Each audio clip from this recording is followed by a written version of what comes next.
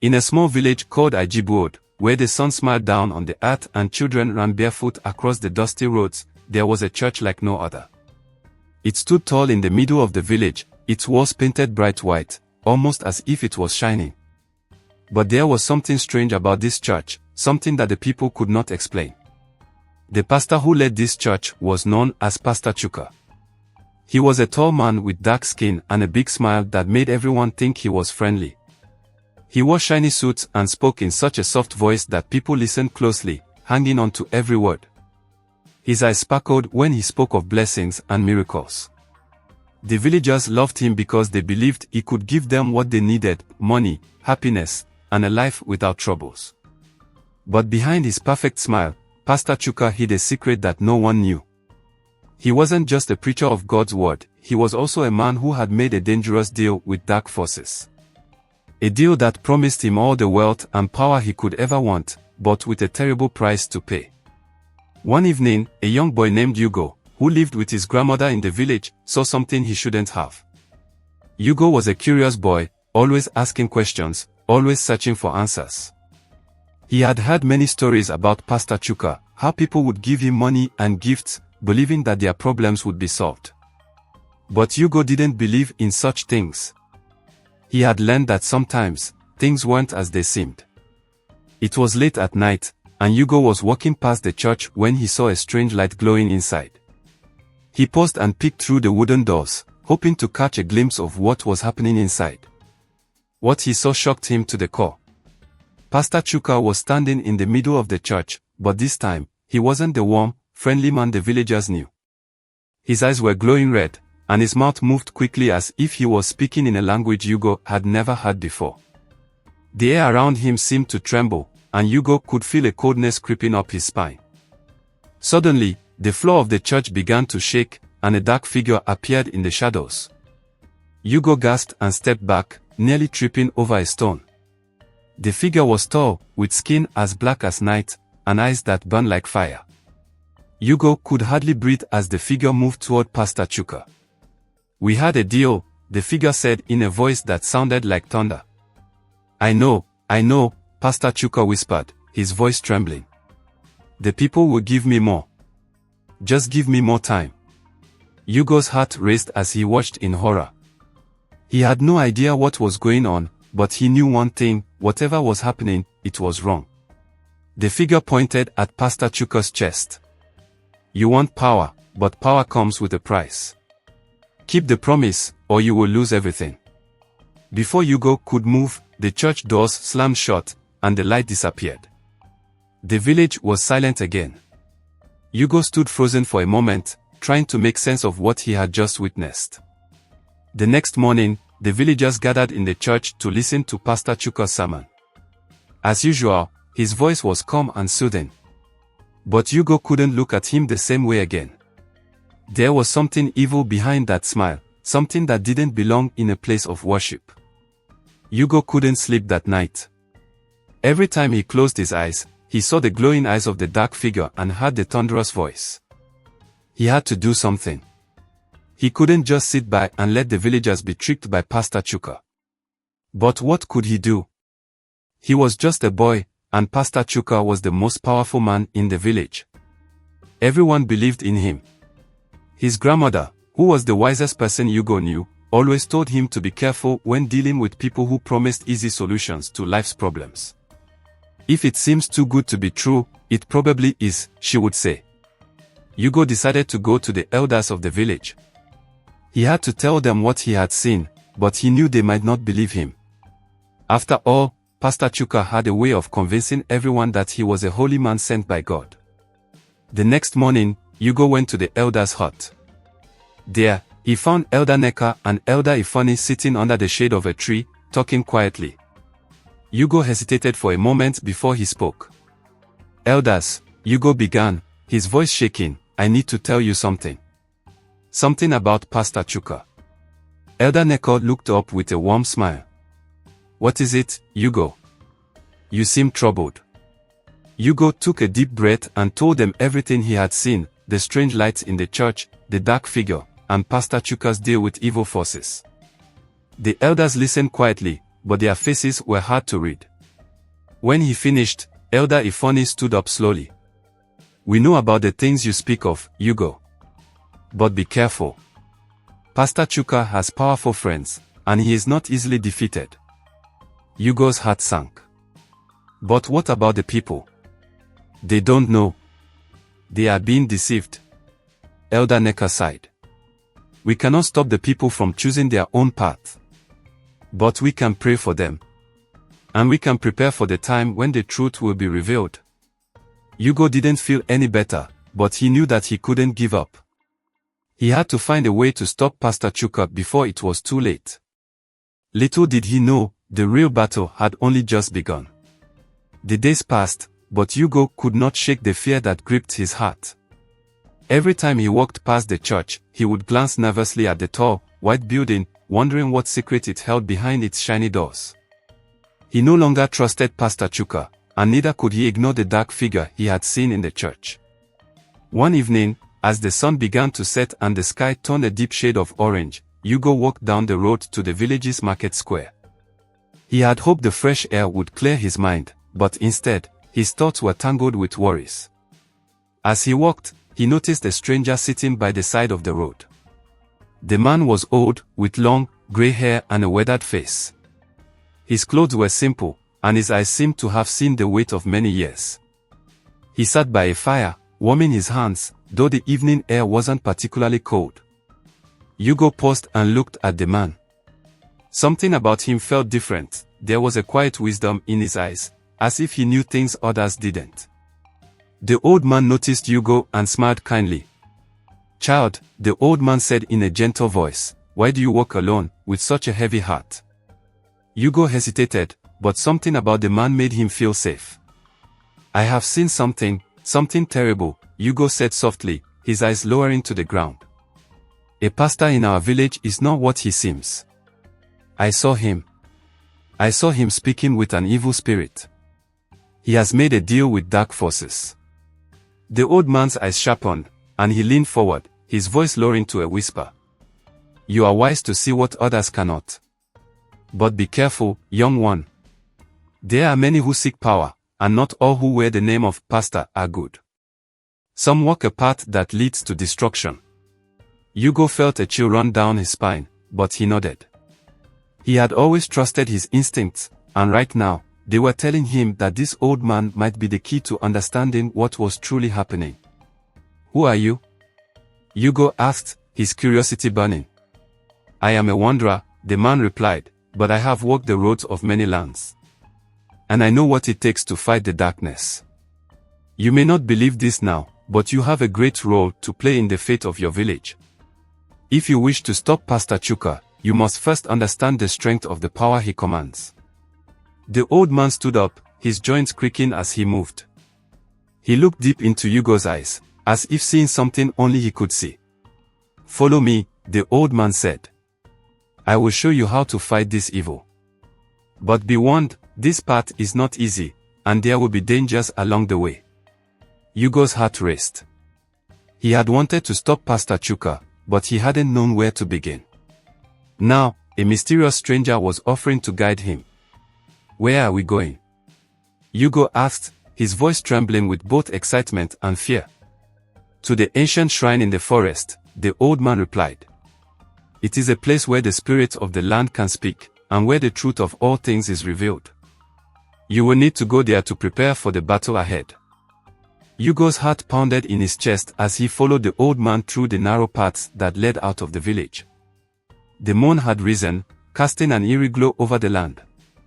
The trees around them seemed to whisper, as if the wind carried secrets from faraway places. As they walked, the old man spoke little, his eyes scanning the darkness. Hugo tried to keep up, but his thoughts kept drifting back to the church and Pastor Chuka. What had he seen that night? Why had the pastor made such a dangerous deal with the dark forces? And what did this strange man know about the power that Pastor Chuka wielded? Finally, after what felt like hours of walking through the dense forest, they reached a clearing. In the center of the clearing stood an ancient stone structure, weathered and worn by time.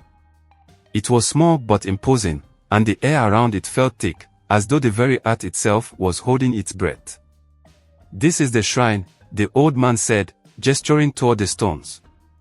"It has been here for centuries, hidden from most, known only to those who seek the truth. But be warned, Hugo. The spirits here do not show mercy to those who come with deceit in their hearts. You must be honest with yourself and with them, or you will never find the answers you seek." Hugo nodded, though his stomach twisted with fear. The old man stepped forward and placed his hands on the stone, muttering words Hugo couldn't understand. For a moment, the words seemed to hold still, and then the ground beneath them began to shake. Hugo stumbled, but the old man stood firm, his eyes closed in concentration. Suddenly, a voice echoed through the clearing, deep and powerful, like the sound of thunder. "Who dares to awaken the spirits of the land?" Hugo's breath caught in his throat. He looked around, but he saw no one. The voice seemed to come from the very air itself. "It is I, Olufin, the Wanderer," the old man said, his voice steady. "I have brought this child, Hugo, for he seeks the truth about the darkness that threatens his village."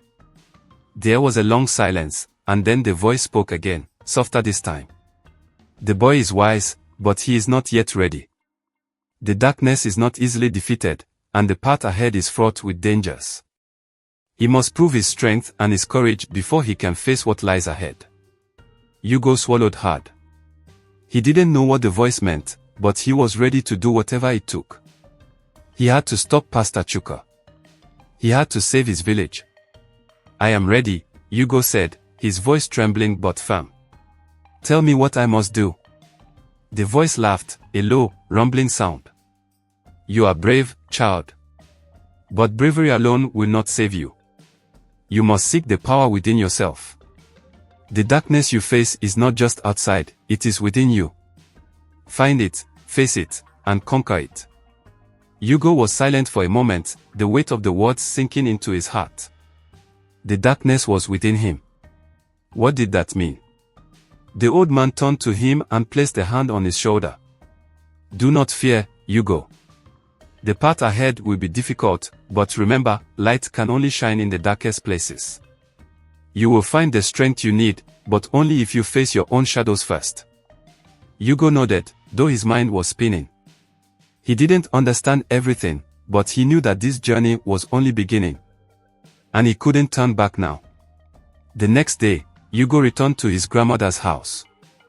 His mind was still racing with everything he had seen and heard at the shrine. He knew that his journey was far from over, and that soon, he would have to face Pastor Chuka and the evil forces he had unleashed. But for now, Hugo needed to rest. That evening, as he sat outside with his grandmother, Hugo looked up at the stars. He could still hear the voice from the shrine echoing in his mind, reminding him of the darkness that was not just outside, but inside him as well. He took a deep breath. It was time to prepare himself. Hugo couldn't sleep that night. The weight of everything he had learned pressed heavily on his young shoulders. His grandmother, Mama Ojugo, noticed his unease and gently placed a bowl of steaming pepper soup in front of him. "You've been quiet, my son," she said, her wise eyes fixed on him. "Tell me, what burdens your heart?" Hugo hesitated. He didn't want to worry her, but the old man's words and the warning from the shrine were too big for him to carry alone. "Grandma," Hugo began slowly, his voice barely above a whisper, "do you think a pastor can pretend to be good but actually serve something evil?" Mama Ojugo set her bowl down and folded her arms. "My son," she said thoughtfully, "not all who say they are of God are truly his servants. Some are wolves in sheep's clothing, using God's name to hide their evil deeds." "Why do you ask this?" Hugo's hands tightened around the wooden spoon he held. "I saw something," he said cautiously. "Pastor Chuka, he's not who he says he is." Mama Ojugo's eyes widened slightly, but she remained calm. "This is a dangerous thing to speak of," she said. "If what you say is true, you must be very careful. The heart of evil does not take kindly to being exposed." Hugo nodded, her warning sinking deep into his heart. He had already seen the lengths Pastor Chuka was willing to go to keep his dark secrets. But Hugo knew he couldn't turn back. Not now. The next Sunday, The church was packed as usual. Villagers from near and far gathered to hear Pastor Chuka's sermon. He stood at the front of the church, his dazzling white suit catching the light, his booming voice echoing off the walls. God has a blessing for each and every one of you, Pastor Chuka declared, his smile wide and infectious. But blessings come to those who give. Empty your hearts and your pockets, and watch the heavens open for you. The congregation erupted into cheers, many rushing forward to place money and gifts at Pastor Chuka's feet. Hugo sat at the back, his stomach turning as he watched the scene unfold. He saw widows giving their last coins, farmers handing over their best yams, and traders parting with their hard-earned profits, all in the hope of receiving a miracle. But Hugo knew the truth. He had seen the glowing red eyes, the shadowy figure, and the trembling deal Pastor Chuka had made. None of these blessings were from God. They were part of a dark power that fed on the villagers' faith and desperation. As Pastor Chuka raised his hands to pray, Hugo's eyes met his, and for a brief moment, Pastor Chuka's warm smile faltered. His gaze hardened, and Hugo felt a cold chill run down his spine. The pastor knew. That night, strange things began happening in the village. A farmer's well ran dry, though it had never done so before. Chickens squawked and refused to leave their coops, as if sensing an unseen danger. And in the middle of the night, a chilling wind swept through the village, carrying with it an eerie whisper that no one could understand. Mama Ojugo woke up to find the door of her hut wide open, though she was certain she had locked it before going to bed. She lit a lantern and found Hugo sitting on his mat, his knees pulled to his chest. "I heard it too, Grandma," Hugo said, his voice trembling. "It sounded like it was calling my name." Mama Ojugo knelt beside him and placed a protective hand on his shoulder. "This is no ordinary wind," she said. "The spirits of the land are restless. Something evil is growing in this village." Hugo nodded, his fear now mingled with determination. He knew that the dark forces surrounding Pastor Chuka were growing stronger, and he had to act quickly before it was too late. The next morning, Hugo made up his mind. He would confront Pastor Chuka, no matter how dangerous it might be. He couldn't stand by while the people he loved were being deceived. He waited until dusk, when the streets were quiet, and the church was empty. As the last rays of sunlight faded, Hugo crept to the church and pushed open the heavy wooden doors. Pastor Chuka was there, standing at the altar, his back turned. The air inside the church was thick, and a strange smell lingered, like burnt wood mixed with something metallic. "Pastor Chuka," Hugo called out, his voice steady despite the fear coursing through him. The pastor turned slowly, his face shadowed in the dim light. "Oh, Hugo," he said, his voice dripping with false warmth. "What brings you here at this hour?" Hugo took a deep breath. "I know what you're doing," he said boldly. "I saw you in the church that night. I saw the spirit you summoned. You're lying to the people, using their faith for your own gain." For a moment, Pastor Chuka was silent, his expression unreadable. Then he laughed, a deep, menacing laugh that echoed through the empty church. "You're a brave boy," Pastor Chuka said, stepping closer. "But bravery without wisdom is foolish. Do you think you can stand against me? Against the power I command?" Hugo stood his ground, though his legs felt weak. "Your power isn't from God," he said. "It's evil. And I won't let you keep hurting the people in this village." Pastor Chuka's smile vanished, replaced by a cold, dark stare. "You don't understand what you're meddling in, boy," he hissed. "But if you want to challenge me, so be it. Let's see how strong your faith really is." Before Hugo could react, Pastor Chuka raised his hands, and the room was suddenly filled with a blinding light. Hugo shielded his eyes, his heart pounding as a deep, guttural roar filled the air. When the light faded, Hugo found himself surrounded by shadows that seemed to move on their own. They whispered in voices he couldn't understand, their presence pressing down on him like a heavy weight. But Hugo remembered the old man's words, "Light can only shine in the darkest places." Summoning every ounce of courage he had, Hugo stood tall and began to pray.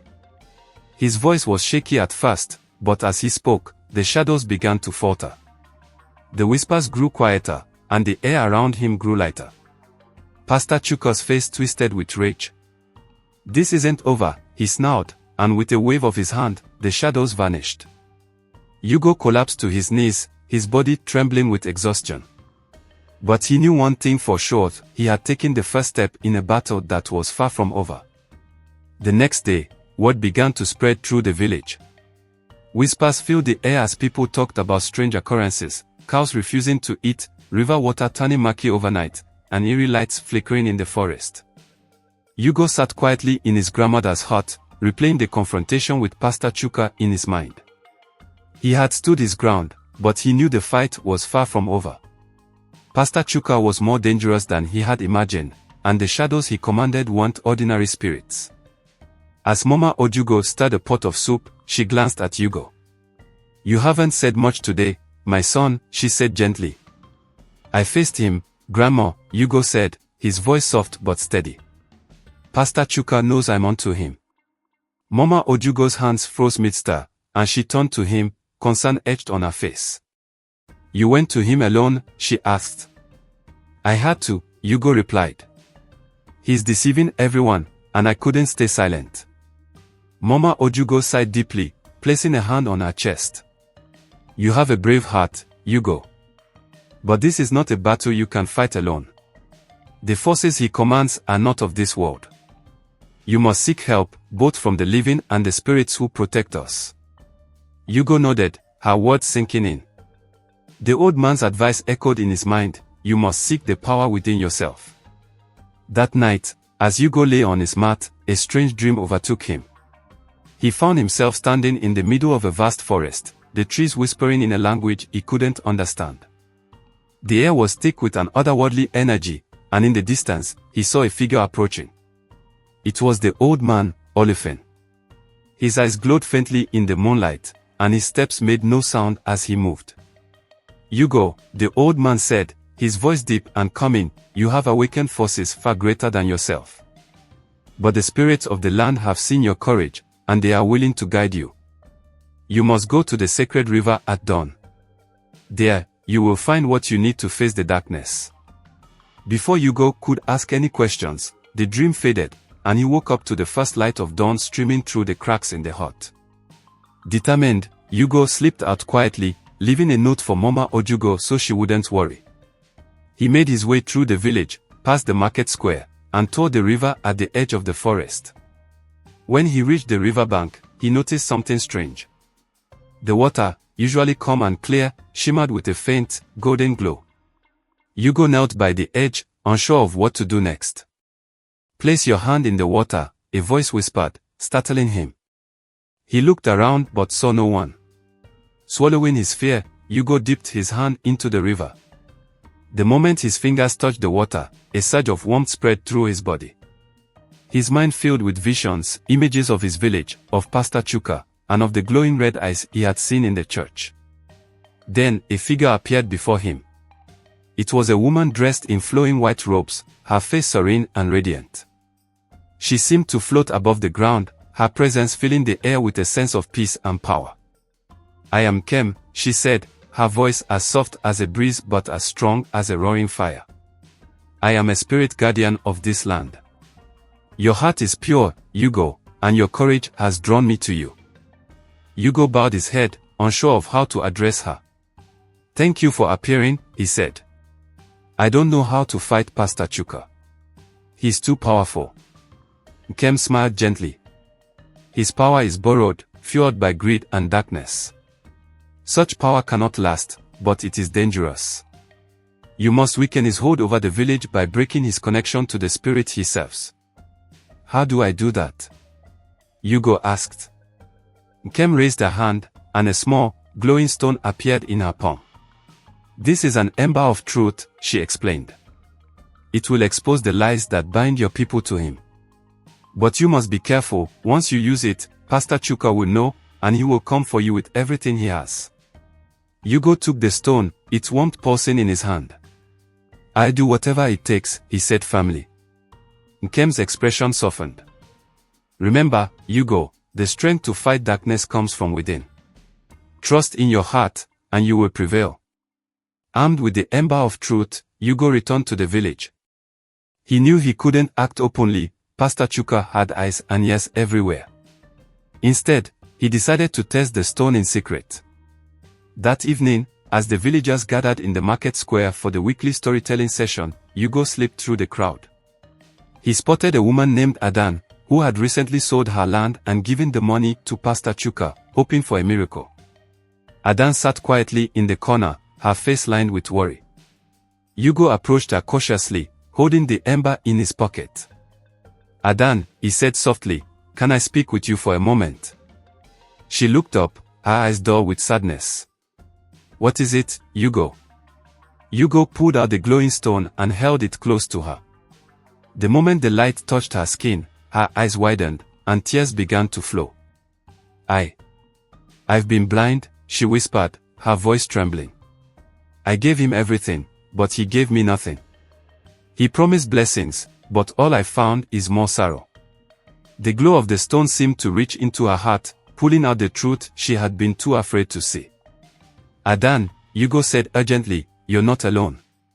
Many others feel the same, but they are too afraid to speak. We need to stand together and confront him." Adan nodded, determination replacing her fear. "You're right. It's time we stop living in his shadow." The first strike had been made, but Hugo knew it was only the beginning. Pastor Chuka's grip on the village was strong, and breaking it would take more than courage. As the villagers began to whisper about Adan's change of heart, Hugo felt the weight of what lay ahead. Pastor Chuka would not let his control slip without a fight, and Hugo knew the darkness would soon come for him. News of Adan's sudden change in demeanor spread like wildfire through the village. She began speaking to others about her experience, sharing how she had seen through the lies and false promises of Pastor Chuka.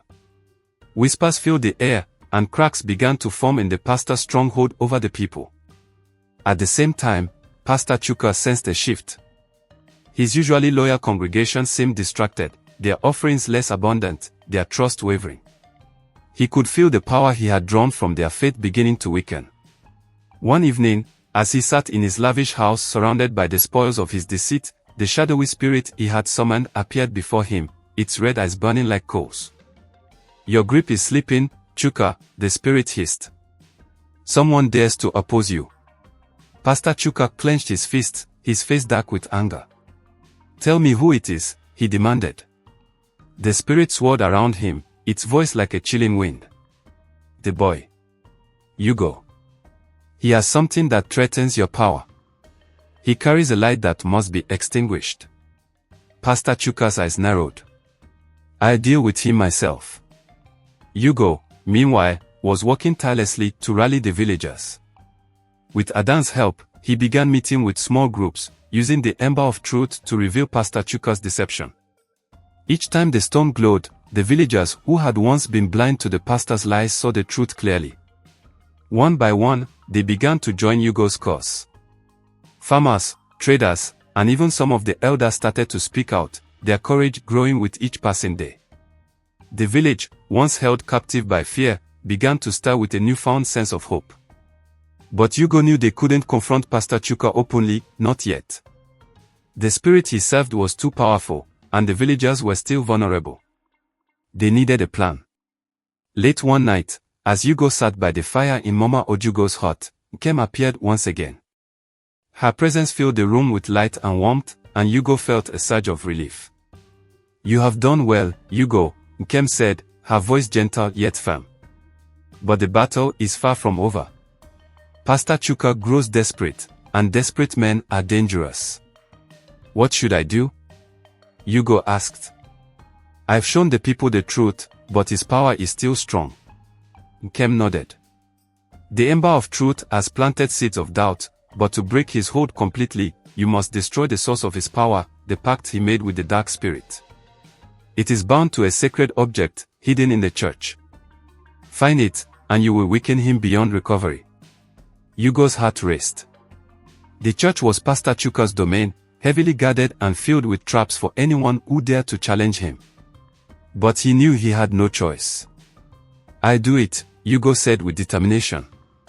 The next day, Hugo gathered a small group of trusted villagers, including Adan and an elder named Okeke, who was known for his wisdom and bravery. Together, they devised a plan to infiltrate the church under the cover of night. As darkness fell, they approached the church cautiously, their footsteps muffled by the soft earth. Hugo's heart pounded as he pushed open the heavy doors, the creak echoing in the still air. Inside, the church was eerily quiet. Shadows danced along the walls, and the faint smell of incense lingered. Hugo held the ember of truth tightly, its glow providing a small circle of light. They searched every corner, overturning pews, opening cabinets, and examining the altar. But the sacred object was nowhere to be found. Then, Hugo noticed a faint glow coming from a trapdoor beneath the altar. He motioned for the others to follow as he pried it open, revealing a narrow staircase that descended into darkness. The air grew colder as they descended, the faint glow intensifying with each step. At the bottom of the stairs, they entered a small chamber filled with strange artifacts, bones, jars of dark liquid, and symbols scrawled on the walls. In the center of the room stood a pedestal, and on it rested an ornate box, pulsating with a sinister red light. "That must be it," Hugo whispered, his voice trembling. As he stepped forward, the room seemed to come alive. The shadows stretched and writhed, and a low growl echoed around them. "You dare to touch what is mine," a voice boomed. Pastor Chuka appeared at the top of the stairs, his face twisted with rage. Behind him, the shadowy spirit loomed, its red eyes glowing fiercely. "You should have stayed silent, boy," Pastor Chuka snarled. "Now, you will pay the price." Hugo stood his ground, holding the ember of truth high. Its light clashed with the darkness, creating a blinding explosion of energy. The spirit howled in anger, recoiling from the light. "Destroy the box." Kem's voice echoed in Hugo's mind. Hugo rushed forward, his heart pounding. Pastor Chuka lunged at him, but Okeke intercepted, grappling with the pastor to give Hugo time. Adan grabbed the jar from the shelf and hurled it at the spirit, causing it to shriek in pain. With a final burst of courage, Hugo smashed the ember of truth against the box. The red light flickered and died, and the room was plunged into darkness. For a moment, there was silence. Then, the shadowy spirit let out a final, ear-piercing scream before vanishing into thin air. Pastor Chuka collapsed to the ground, his once powerful presence reduced to a trembling, broken man. When Hugo and the others emerged from the church, the first rays of dawn were breaking over the village. The air felt lighter, the oppressive weight that had hung over them finally lifted. Word of Pastor Chuka's defeat spread quickly, and the villagers gathered to celebrate their newfound freedom. But Hugo knew this was only the beginning. The scars left by Pastor Chuka's deceit would take time to heal, and the village would need guidance to rebuild their faith. The morning after Pastor Chuka's defeat, the village was transformed. The heavy cloud of fear and oppression that had loomed for years was gone, replaced by a sense of freedom and renewal. Birds sang louder, the air felt fresher, and the villagers' faces were lit with hope for the first time in a long while. But amidst the celebration, Hugo stood apart, deep in thought. He knew that while Pastor Chuka and the dark spirit were gone, the damage they had caused wouldn't heal overnight. The villagers had been deceived, their faith manipulated and twisted. Trust, once broken, was hard to rebuild. In the following days, the elders called for a meeting in the village square. The people gathered, eager to discuss what would come next. Elder Okeke stood to speak, his voice strong and steady. "Our village has faced great darkness," he began. "And it was the courage of this young man, Hugo, that brought us back into the light. We owe him our thanks." The crowd cheered, chanting Hugo's name. But Hugo raised his hand, signaling for silence. "I am grateful for your trust," he said, his voice humble but firm. "But what we need now is not a single person to lead us. We need each other. We must rebuild together, not just our homes and farms, but our hearts and our faith." The crowd nodded in agreement, inspired by his words. Hugo suggested they focus on healing the community by returning to the simple values that had always bound them together: kindness, honesty, and hard work. He encouraged the elders to lead prayers in the village square, where everyone could worship freely and openly, without fear of manipulation. One day, Hugo approached Kem, the spirit guardian, in the forest. He had a question that had been troubling him. Nkem, he said, how do we ensure this never happens again? How do we protect the village from falling into darkness once more? Nkem's voice was warm yet firm. Teach your people to seek the truth within themselves. The power of darkness thrives on fear and ignorance. But when people trust their hearts and stand united, no shadow can overcome them. Hugo took her words to heart, sharing them with the villagers. Slowly but surely, the people began to find strength in themselves and in one another.